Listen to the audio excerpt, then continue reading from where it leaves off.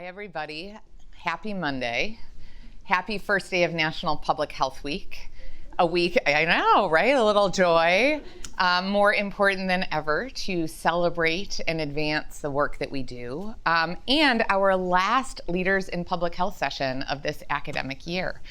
So really thrilled to see all of you here in person, as well as the many people who I hear are online. So welcome to our Zoom audience as well. It is my absolute honor and privilege today to welcome Dr. Roman Macaya to our school. Dr. Macaya holds all kinds of different titles. Right now, he is an instructor in the Department of Global Health and Population at Harvard School of Public Health, but is also the past executive president and chair of the board of the Caja, Costarricense, did I pronounce it correctly? De Seguro Social. So basically the public health system of Costa Rica. And he's been Costa Rica's ambassador to the United States and runs a bunch of really interesting healthcare innovations that we'll talk about. He holds an MBA in healthcare management from UPenn, a PhD in biochemistry from UCLA, and a BA in chemistry from Middlebury College. And perhaps most relevant to all of us today, his daughter is a current Yale College student. So welcome, Daniela, as well. He does hold a Yale affiliation, yes, which is one of our kind of big things. So we're really just thrilled to have you here. I will say I actually met Roman first at Startup Yale last year, a great example of how our Yale community kind of comes together and how those spaces of connection make such a difference. We were in an elevator together on our way down from watching some of the pitch competitions and recognized each other and struck up a conversation that has become a friendship that led to him coming here. So really just grateful to get to welcome you here today, Roman. Well, thank you very much, Dean Rainey, and it's a real honor to be at Yale in this setting and this special school, which you are the spearhead in this launch of Yale as the School of Public Health as an independent entity. So that's right. Congratulations on all that you've achieved already. I love to be here. Thank you. We're thrilled. I will give a shout out to our student, staff, and faculty who are the real people that are doing all the work, but it's an honor to get to be here and to have you join me. So I typically start these sessions by asking our guests to share a little bit about their personal story. And you and I have previously talked about kind of the idea of serendipity, including our meeting in the elevator. Yes. And I'd love for you to share a little bit of that story with our audience, how you went from Middlebury to Penn to a PhD to an ambassadorship, right? I think it's a fascinating pathway that you've taken and one that will inspire many of our students, faculty, and staff.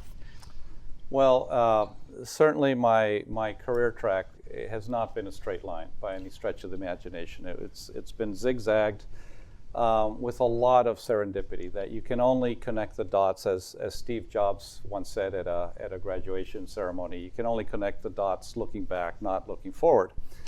But I always knew I liked science, so I knew I'd be a scientist in some field. Just didn't know which science.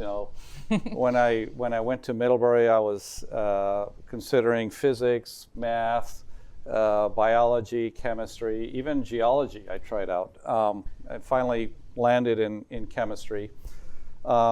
Got very intrigued my senior year at the intersection of chemistry and biology, and so biochemistry seemed to be the logical next step in graduate school. That's what took me to UCLA. No deviation from a straight line there. But then when I graduated from there, I took a job in industry running their structural chemistry group. My thesis was in NMR studies of unusual DNA structures. So we were studying triple and quadruple stranded DNA back then. So I worked in industry for a number of years running their structural lab. And this was at a biotech startup in New Jersey that was later acquired by a bigger biotech. And at the time, I wanted to get more in tune with people. I mean, the labs is stimulating, the scientific process is certainly rewarding, but it can be a little lonely as well. And I wanted more interaction with people. And so I figured, well, I'll get more into the business side of sort of science and health. And I figured I wasn't going to be very successful convincing an employer that I can make that jump by my own and just consider me versus others that have been in the business side for many times. And so I decided to go back to school, got an MBA in healthcare management from Wharton. And then I went back to Costa Rica, and I was involved in a number of different entities, whether it was running clinical research, private equity in healthcare consulting, agribusiness, which has nothing to do with healthcare. But then in 2009, I did take a very sharp turn in my career, and I ran in a primary election for president, unsuccessfully. I ended up third out of three. But you were on the ballot, which is no small feat. So, but it was a very rewarding experience. You look at your country with very different eyes when you're aiming for the top position, and you figure that all these problems exist, and you have to have solutions for them somehow. So you become very obsessive on looking at options and understanding what possible solutions there might be. But anyway, went back to minding my own business, sort of out of politics, not entirely. Did not run in the election of 2014, and at that time, one of the candidates from the party that I had run in won the election. So he was our new president, Luis Guillermo Solis. And I still remember that phone call, May 5th, 2014. Got a call from him, and he said, "Roman, I'd love you to serve as Costa Rica's ambassador to the United States." I did not see that coming. That was really not in the game plan. It was not on my radar. I was not a diplomat. I was a scientist. We spoke it over with the family and decided that this was an experience that we should live. And so within a couple months, we were in D.C. And when in D.C., I figured, well, what is my brand of diplomacy? Well, I'm a scientist, and I'm now in diplomacy. I think I'll promote science diplomacy. That was as sophisticated as the analysis got. But it ended up being a very productive avenue of diplomacy because there's so much competition for attention to from the U.S. Government in trade, in security, and other fields that you're competing with embassies that are much bigger and better staffed. But this area was really sort of a greenfield area, and we were kind of alone. And so we made a name for ourselves in science and really in health diplomacy as well. And so this took us to, have meetings with people like Tony Fauci at, NIH, and we had many meetings at NIH and the CDC and HHS and all these institutions and universities throughout the U.S. that ended up establishing collaborations. Back then, the big threat was Zika. Well, it started out being Ebola in 2014 when we arrived, and then it was Zika, and that was spreading throughout the Americas. So we set up a lot of these relationships to address and study Zika, and that kind of petered out. But later, they became very relevant, and this is where you can't connect the dots looking forward, but looking back, a lot of those relationships that we established at the embassy in in Washington later became very relevant in the pandemic when I was wearing a new hat, because I was getting, my term was coming to an end and as ambassador, and then the next president was from the same party again, and so he called me and he said, "I'd like your help running Costa Rica's Social Security institution, which runs all public health." And I knew that would be very complicated and difficult, but in the end, it would be 2014 to 2022. Mm-hmm. And I figured, how bad can things get? Never ask that question. Tell me about it, yeah. But and so a lot of the things that we started in diplomacy then carried over in public health when we were in that role. That's all. I love, if I can pull out kind of a few threads from it. First is kind of leaning into your strengths, that you knew that what you knew was science. I love that. Second is small but mighty. Just because you may be a little under-resourced or not perceived as the big power in the room, that you can actually create new spaces for power and influence. And then I just, to go back to that initial question, that sense of serendipity, the ability to say yes to things, to be in the right place at the right time. I mean, what a gorgeous takeaway for our students and faculty and staff. I would love to go a little more into your ambassadorship and then turn to the time at Caja. You've talked a little about those relationships.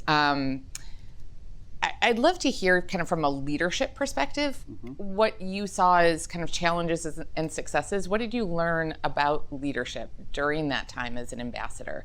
And you said you took the relationships from NIH and HHS to inform your time at Caja, but I imagine you also learned some lessons about what it means to run something.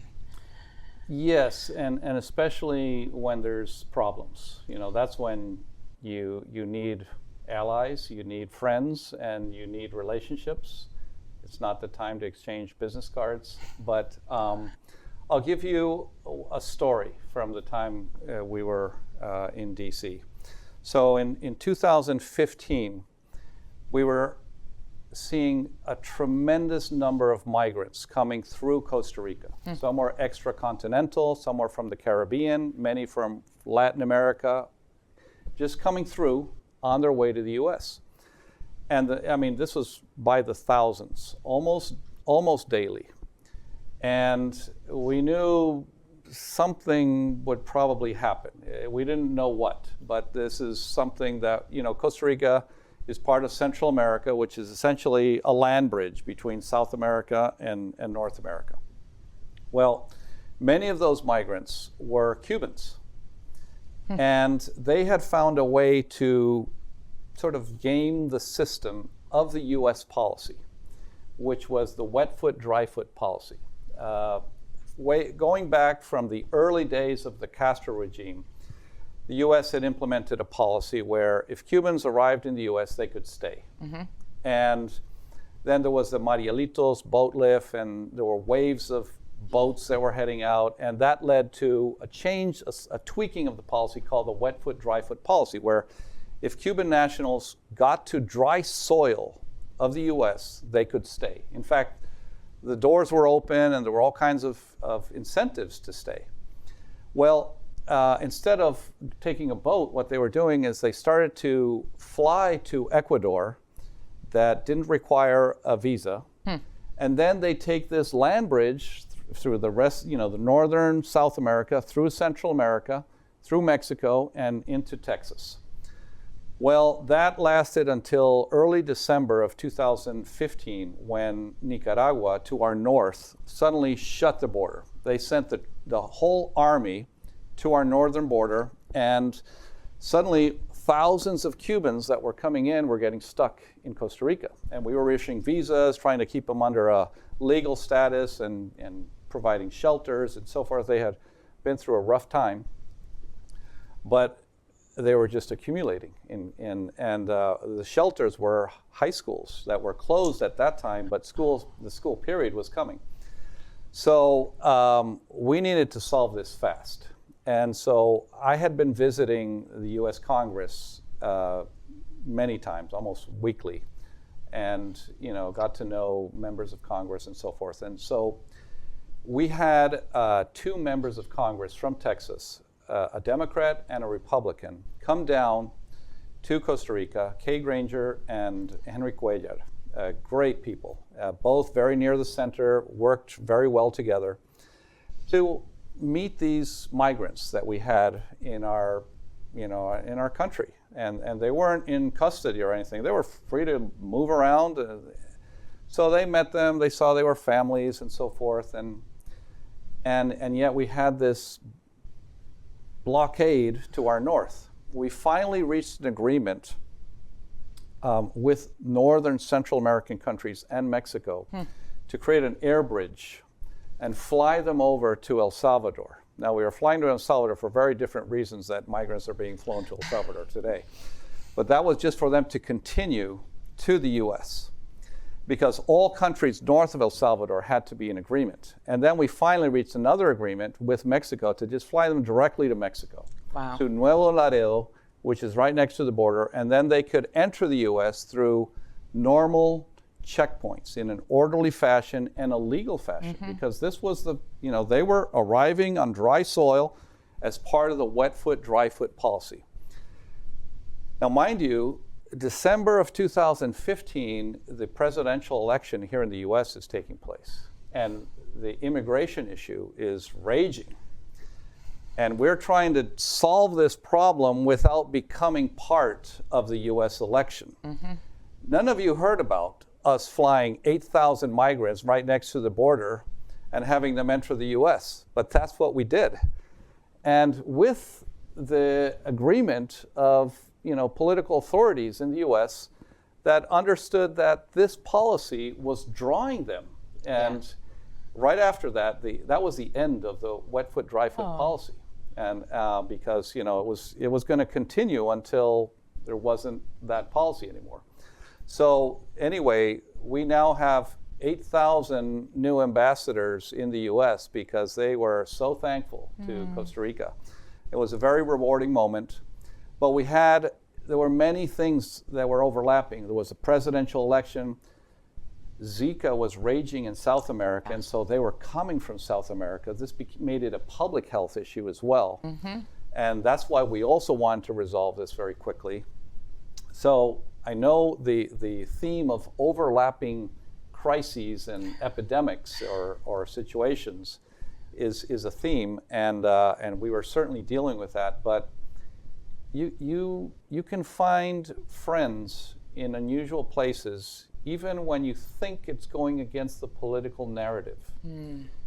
We had, members of Congress helping us at a time when the discourse was very similar to today's discourse, the dialogue and the politics.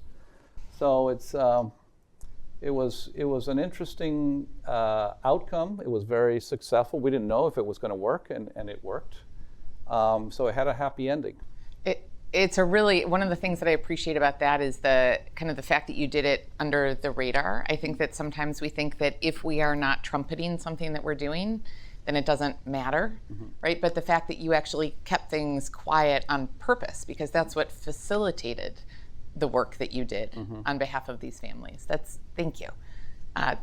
Thank you to those who made it here, and thank you for creating unusual partnerships to make it happen. Yeah. I got invited a couple of times to Miami after that. That's a big center for Cuban Americans, and I couldn't pay for a meal. I mean, Costa Rica was very popular.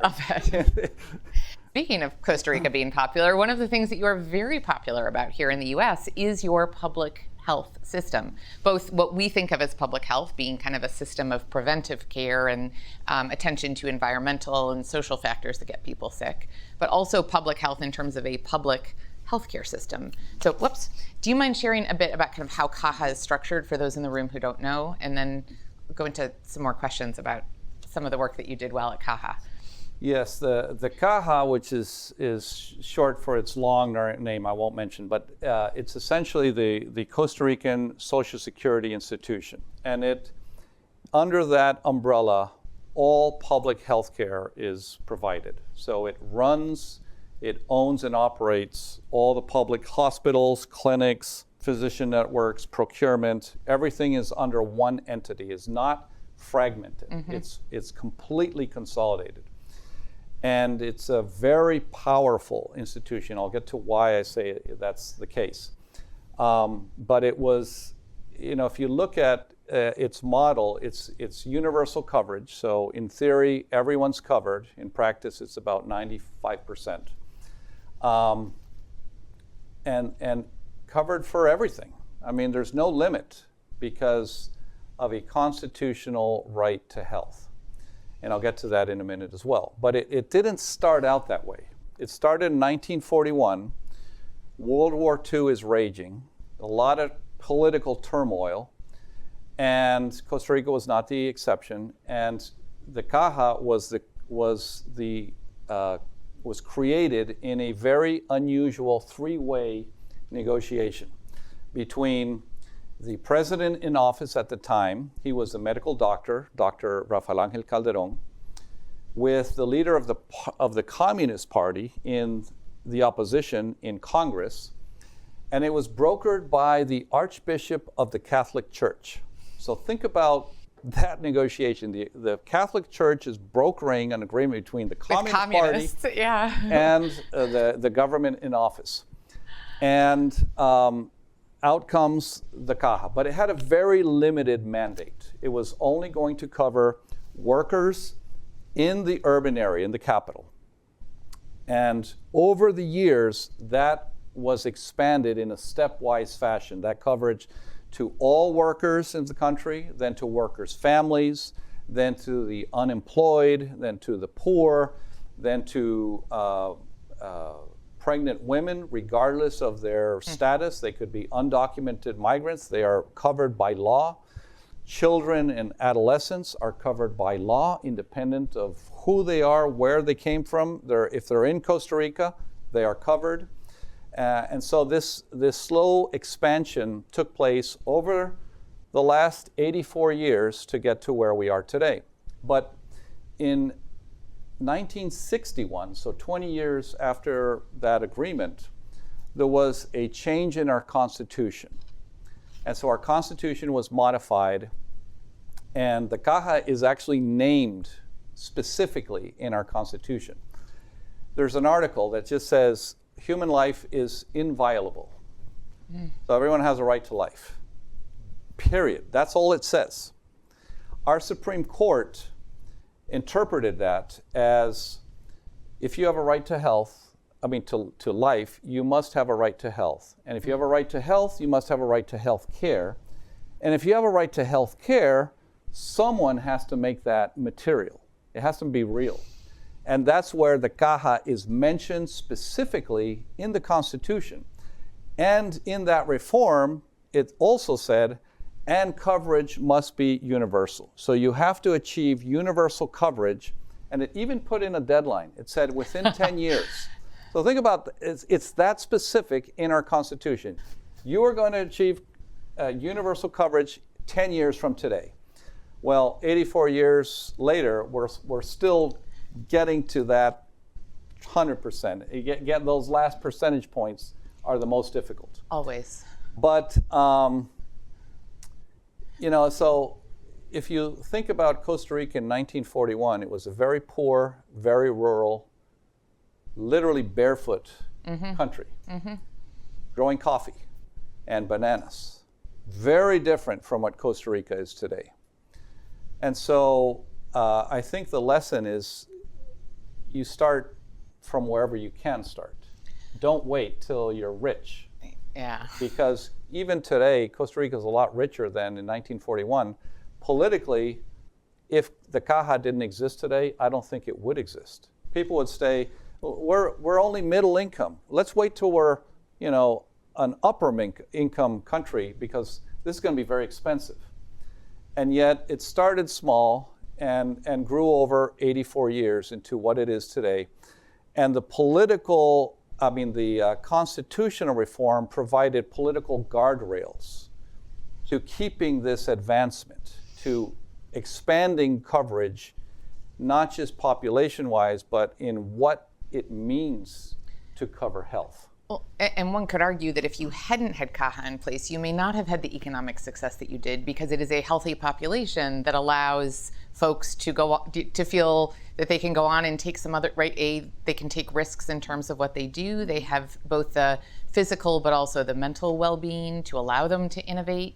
So I would say, in some ways, you said don't wait until you're rich in order to create healthcare, but I would also say the opposite, that by providing a strong system of public access to health, that you help facilitate economic development.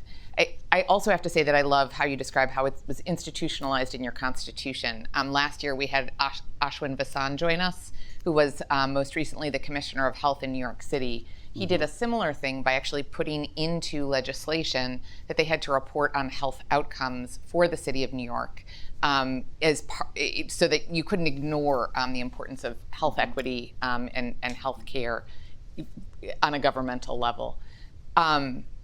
As we think about the successes of Caja, many of us look to Costa Rica as a great example during not just times of peace, but also times of pandemics. And you had incredible outcomes during COVID-19, some of the lowest excess mortality rates that I know of. Can you share a little bit about how you achieved that, what you think the key ingredients were? Yes. Well, the pandemic was the worst thing that could happen. That came true. And so no one does great in a pandemic. So we did well by relative terms, but certainly a pandemic, it takes its toll. But I would say that there were several factors that were important. One is the structure of the Caja, everything under one umbrella. We could make decisions from one day to the next that this hospital is going to be COVID-only patients and the other hospitals are going to be picking up everything else. And that didn't involve a negotiation on who's paying for what and whose budget are we touching and so forth, because everything's under the Caja. It's one budget. And so we actually had a slogan, one Caja.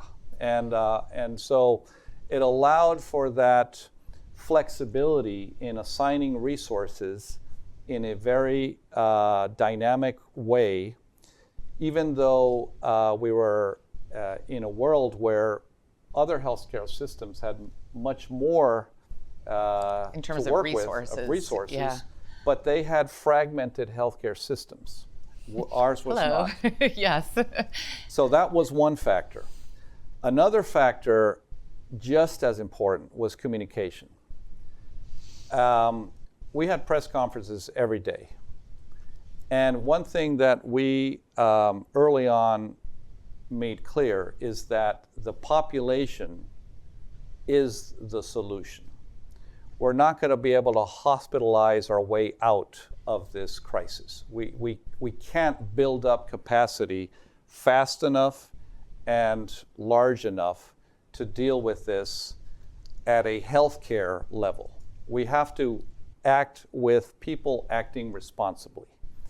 And so the initial conferences were aimed at educating the public and sharing information on what we were learning about the pandemic, what we were learning about what was happening in other countries, how this virus behaved, and this was a new enemy. No one knew about it.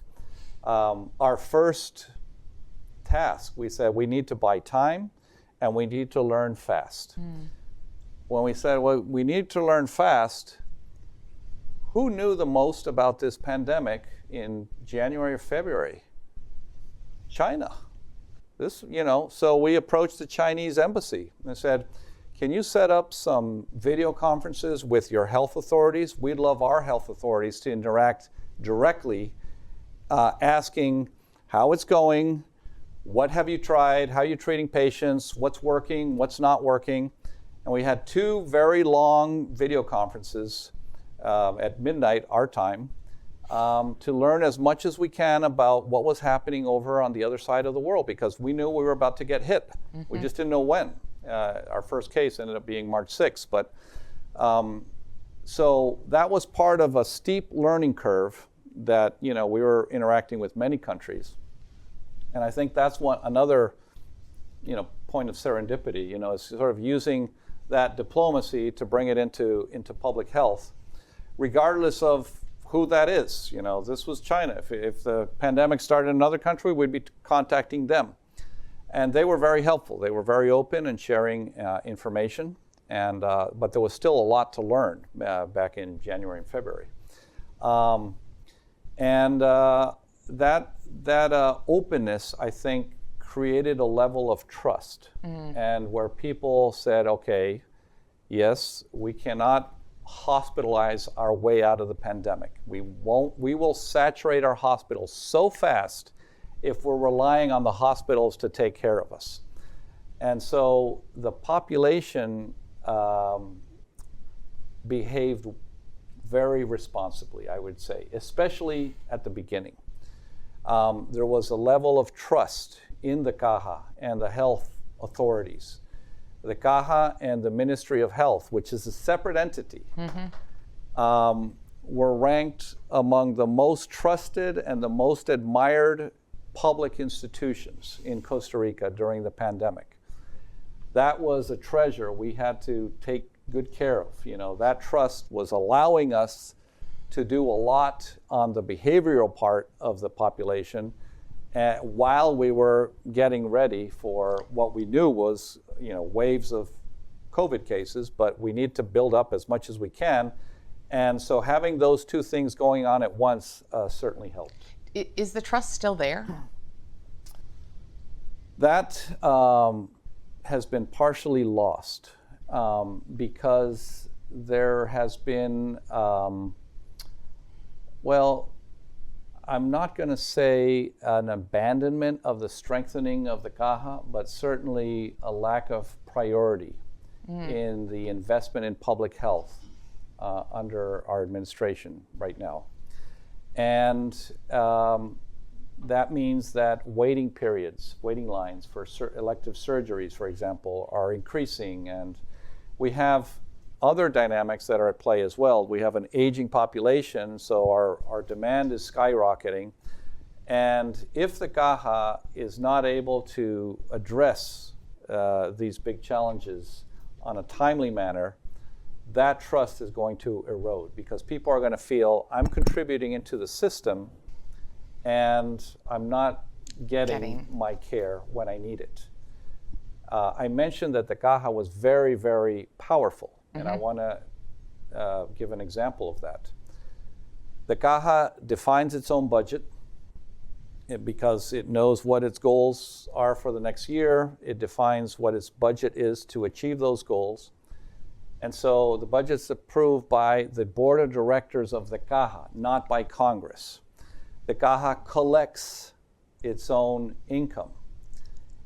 So it's not income that's coming from the equivalent of the IRS of Costa Rica. The Caja has a collection department with auditors.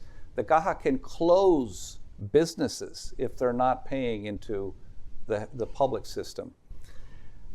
But even more unusual is that the percentages that are levied on everyone's salary that are paid for by the employee, the employer, and the state are not defined by Congress.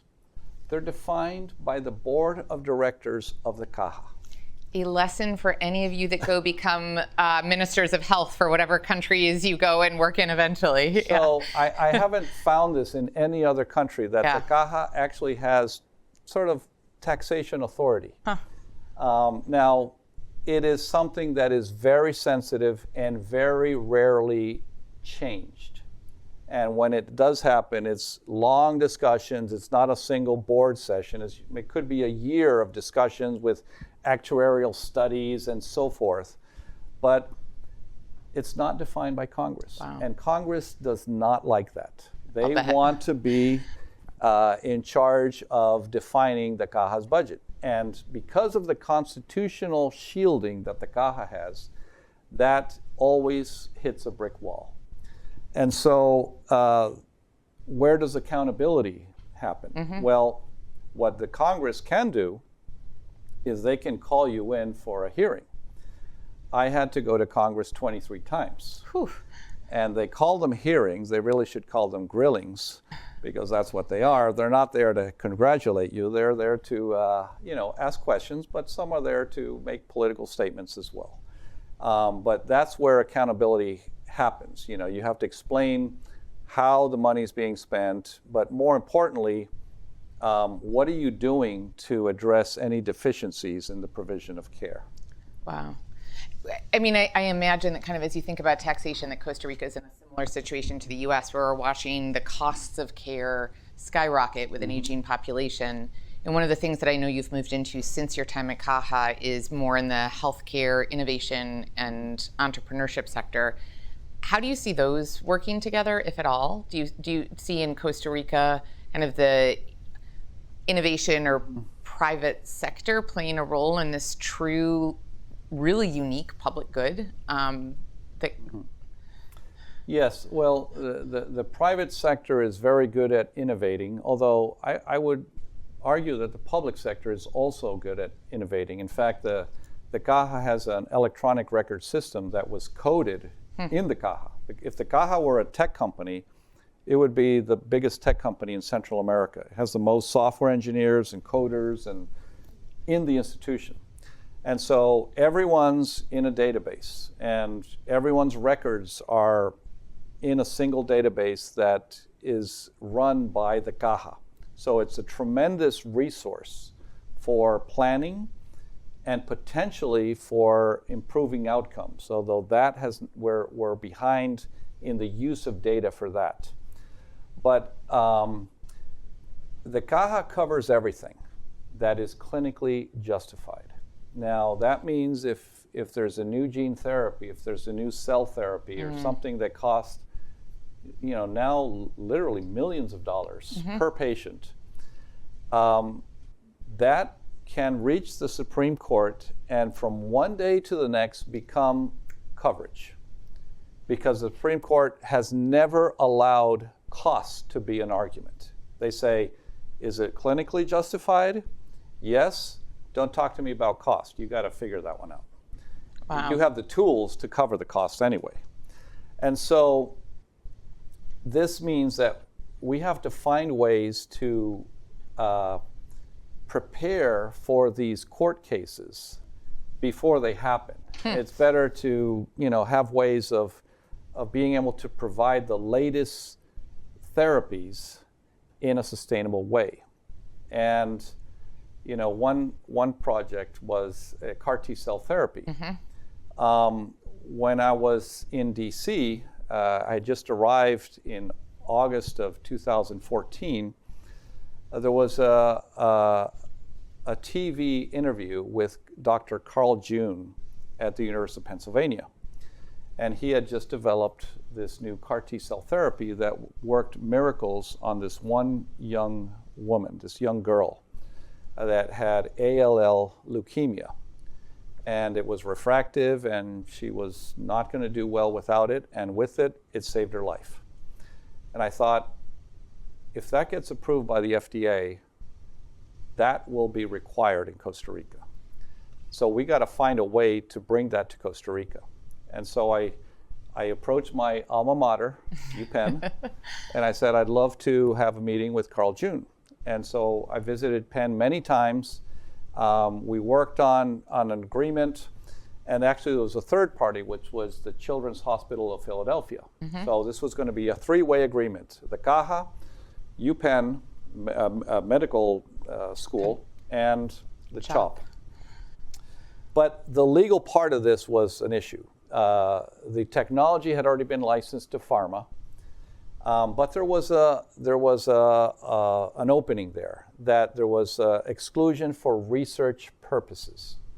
And so we thought, well, what if Costa Rica enters an agreement under this research umbrella, and we're constantly in a research agreement with Penn, and Penn had a lab to do the transformation of the cells, and we can do the apheresis of the patient, draw their T cells, send them to Penn, have them transform them, send them back frozen to Costa Rica, and then we can infuse them. And it made sense, but the legalities were dragging their feet. And as they do. I ran out of time, and I thought, oh my God, I'm failing at this. I'm coming to the end of my term as ambassador, and this is not going to be concluded. And I remember thinking, I hope the next president of the Caja takes an interest in this and can continue this negotiation to bring it to fruition. Little did I know that next president was me. That's serendipity. Yeah.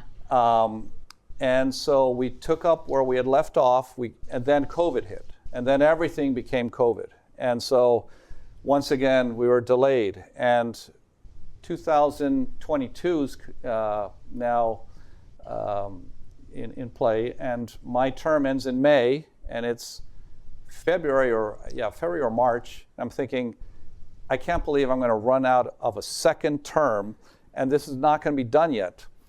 And this is where serendipity hit again. I got invited to a dinner party with the U.S. ambassador to Costa Rica. Mm-hmm.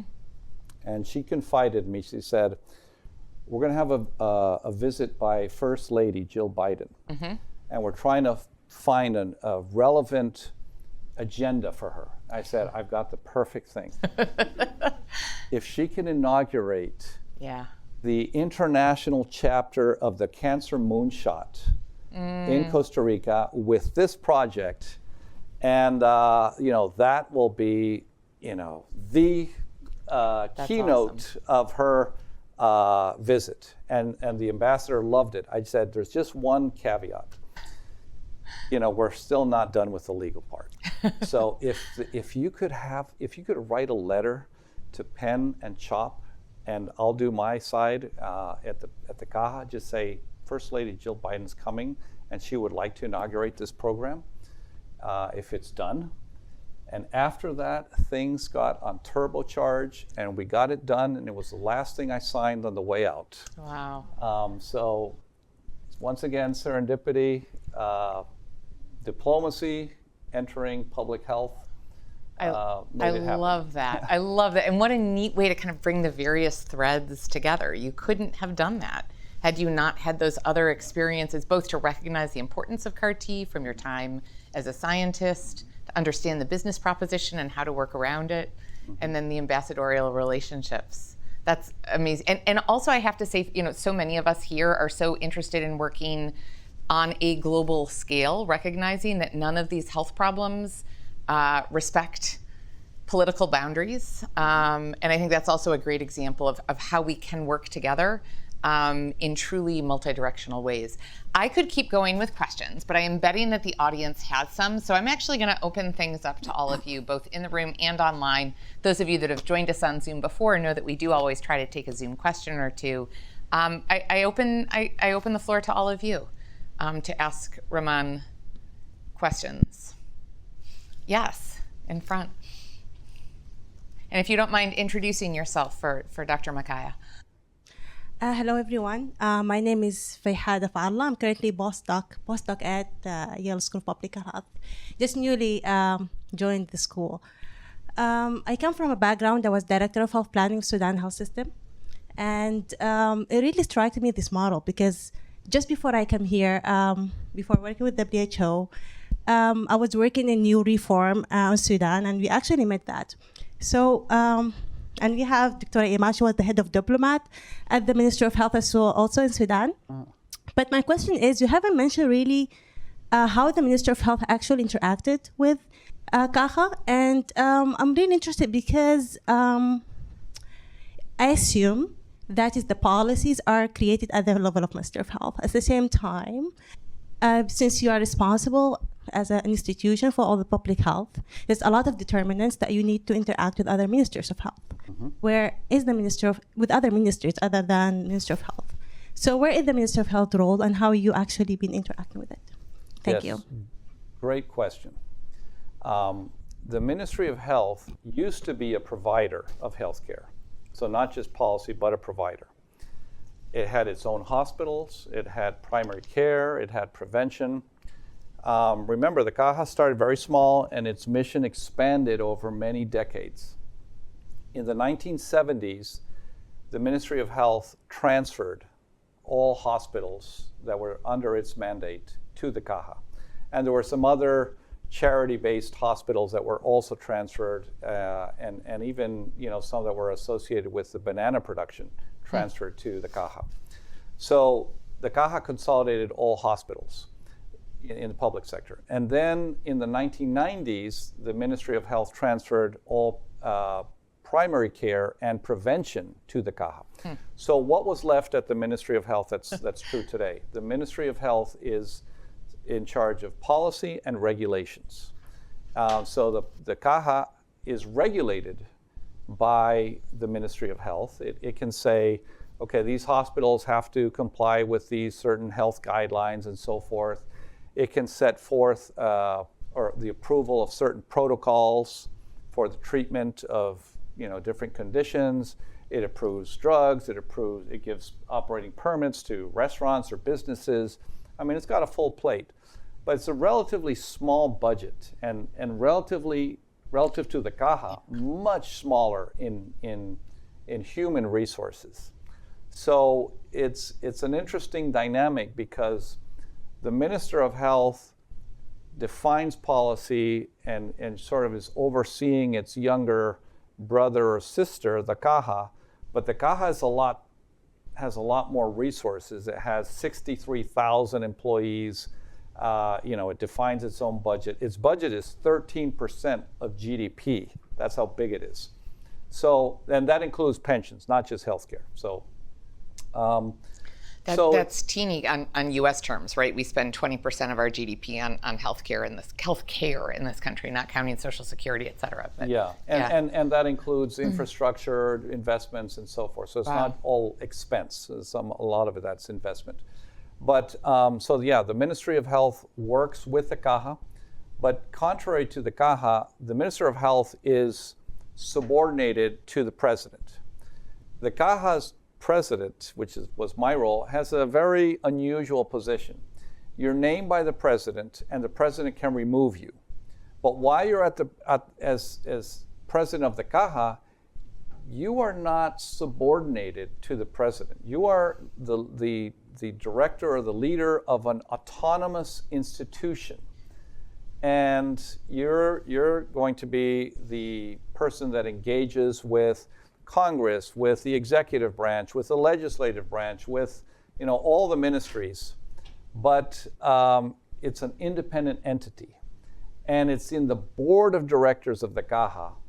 That's what ultimately makes the big decisions. And the board consists of 9 people.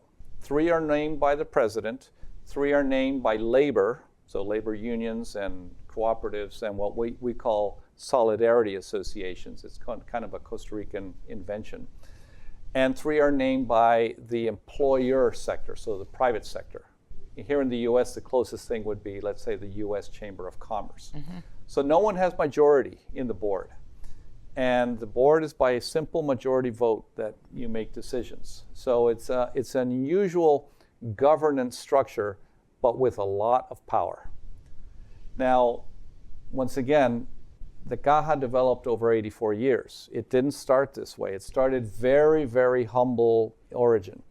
And so, there's an old saying that the best time to plant a tree was 20 years ago. The second best time is today. So start with something, even if it's small, and let it evolve and grow. And try to put in some political guardrails so that it doesn't deviate from where it has to get to. And welcome to our school as well. We're glad to have you. Thank you.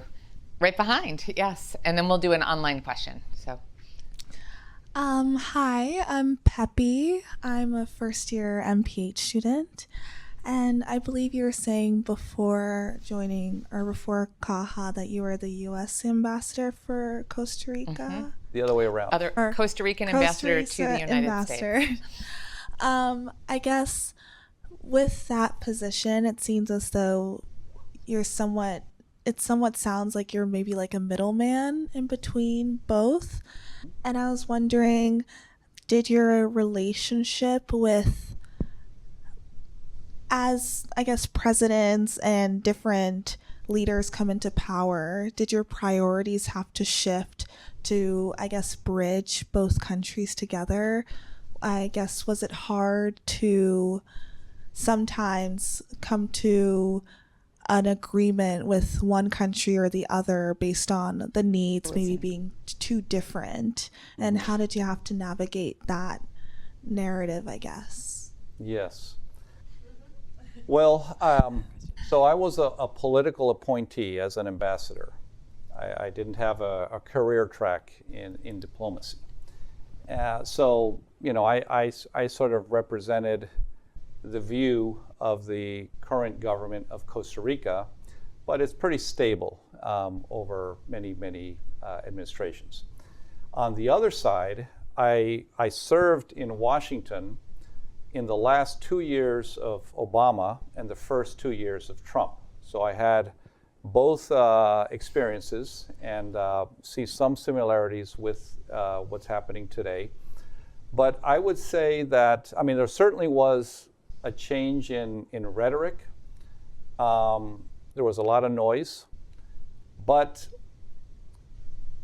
after 4 years of the first administration of President Trump, not much has changed in the relationship with Costa Rica. What changed was the intensity of the engagement between Costa Rica and the US. But the actual programs that were ongoing, they kept going. And so it was really a sort of a lowering of the intensity of the relationship, but it didn't veer off course.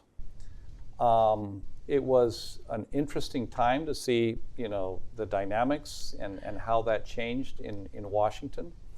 But I would say that in every situation, look for your friends, look for your allies, and accept the reality and deal with it. It's a great lesson for all of us today. I think one of the challenges is, figuring out who your friends are and where they are. Mm-hmm.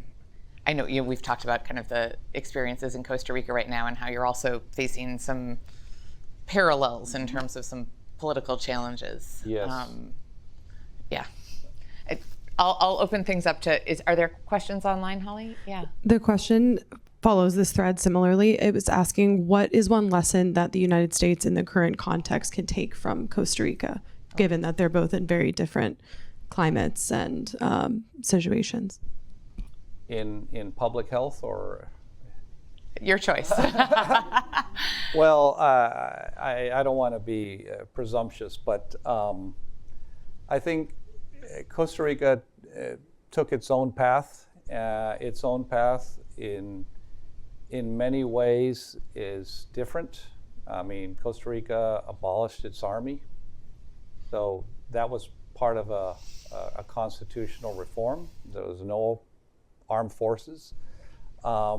We made health a constitutional right. Those two things are related. Armies are very expensive. If you don't have to spend on a military, you have more resources to invest in education and healthcare. We invest a lot in conservation, in trying to make the economy grow at the same time that conservation is made a priority. So if you look at our energy matrix, over 98% of Costa Rica's electricity comes from renewable resources. We're protecting about 30% of our land mass. There are payments for environmental services to landowners, and there's a lot of progressive policies. Each country does what is politically feasible in their context. And yet, the relationship with the United States is very close. The U.S. is the number one trading partner with Costa Rica. It is the number one source of tourism to Costa Rica. It is the biggest investor in Costa Rica. And I could go on with a long list. There are many retirees of the U.S. in Costa Rica. In fact, immigration is the other way around. There's a net gain of U.S. citizens moving to Costa Rica versus Costa Ricans that have moved to the U.S. There's a big base, not a big base, but a fair number of Costa Ricans that were born in the U.S. So they're second generation. But in terms of people that actually moved, it's more heading south than heading north. So, it's a close relationship, but different paths.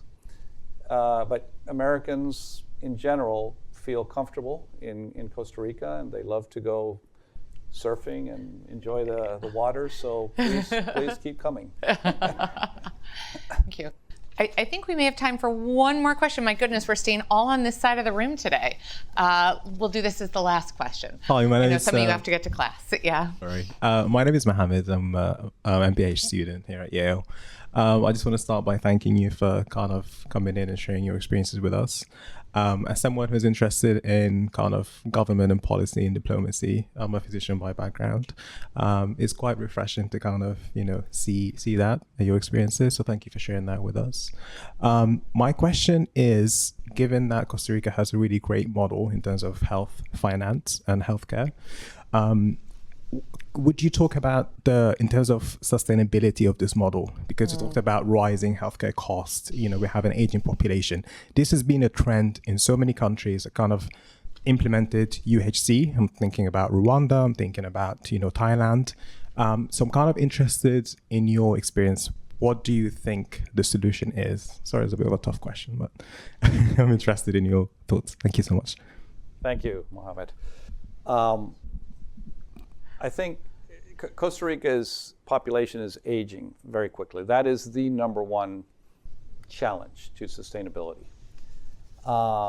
In addition, we've got other factors. We've got high cost new therapies and treatments and so forth that we've got to deal with.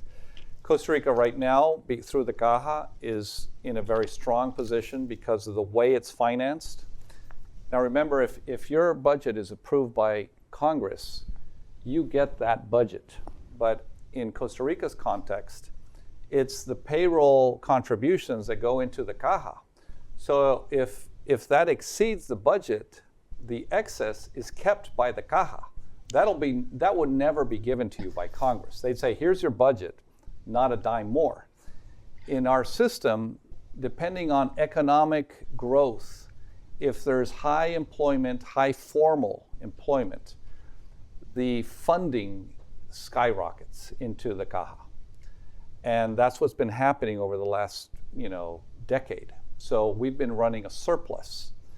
And the Caja has two insurance schemes, pensions and healthcare. The pension scheme is obviously designed to have a pension fund. The healthcare side is not designed to have a fund. It's pay as you go. But because of increase in employment, at formal employment, there's been a lot of resources coming into the system that have made it necessary to create a fund for healthcare because those percentages are earmarked. You have exactly certain percentage that goes into pensions and certain that goes into healthcare. Now that's going to end at some point in the next decade. I mean, as we age, the same forces that made it a surplus are going to make it a deficit because we're aging. And it's not a budget from general taxation. It's related to employment. So as people start to retire, they're going to draw on their pension, their healthcare needs are going to skyrocket, and they're no longer going to contribute into the system. So we're in a window of economic bonanza. These are very good years. We have to invest that money wisely, but also start thinking about how to start diversifying future funding sources for the Caja. One area that we wanted to implement during my term was innovation, to get into research and have the Caja be a player in research and have that research be part of fundraising for the Caja, because that doesn't depend on employment. We need to decouple the link to employment to the financing of the Caja. Not completely. I mean, that's always going to be probably the most important funding source, but we need to have complementary sources that are decoupled from employment. It's kind of like how at a School of Public Health, we need to decouple some of our research from dependence on the federal government right now. So I see a lot of parallels. Well, thank you for asking that question. It was a great way to end. I think it's also a great way to encapsulate this year's Leaders in Public Health series, right? Where we've brought in a lot of different perspectives from folks who have spent their life partly in public health, but partly outside of public health, whether in politics, in business, in tech, right? And you start to see how science and society play together. and also how each of you can go off into the world and make an impact. And perhaps how serendipity may lead you to have an even bigger impact than you could have even imagined while you were in graduate school or working here as a faculty member or staff. So please join me in thanking Roman Macaya for his both incredible contributions as part of this discussion, but even more so the way in which he has helped stabilize and establish Costa Rica as a world leader in terms of the health of its population. Roman, thank you for joining us today and for serving as an example. I would be remiss to not share our Yale swag with you. You have our pin, now you have a little bit more to remember us by. Thank you. Thank you for joining us. And to all of our students, thank you. Join us over the course of the week. We have a bunch more events. We have the Colin White lecture tomorrow. Your mug. Cap. Thank you. To protect you in the sun in Costa Rica, yes. Thank you. See you all. Thank you very much, Ramon.